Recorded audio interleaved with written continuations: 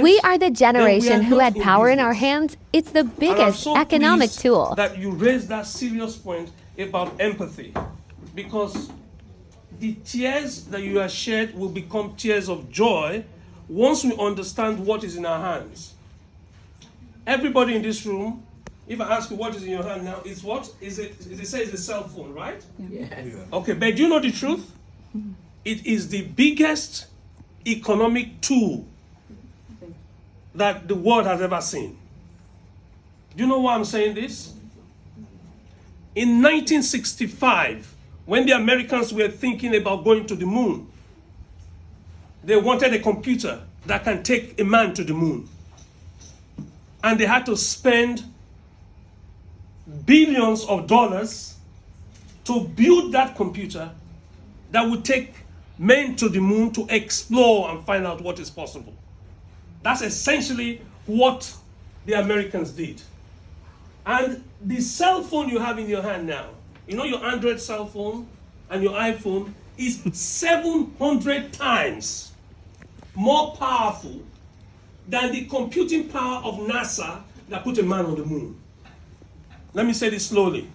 Our grandparents and our great-grandparents, we wish they had the computing power we have in our hands today. So this is the generation that will set equilibrium economically. I have people in South America, right? People in Mexico that are working in Mexico, right? Mm-hmm. But they are being paid by the Americans because they are using their cell phone right now. I have people in Venezuela that are working and being paid in Europe right now. So if you say you have a cell phone and you have not used the power of AI, artificial intelligence, then we've deceived ourselves. Because this home button here on the iPhone, when you press it, Siri comes up. Who knows about Siri? Who talks to Siri? Me. That is artificial intelligence. So if you're in business today, what my parents and grandparents spent 6 months doing, we can do it in 6 minutes today. I think you understand that on your phone there is an app. And when you touch it and you start talking, somebody in Venezuela will see you live. Who knows that we have that? So you have a broadcasting device. So the person that told you is a cell phone told you a lie, because the person did not understand the new dispensation that we entered. When you enter a car, you can put the postcode in the car and the car will drive you automatically to a new destination. So you don't need to read the map to be able to see.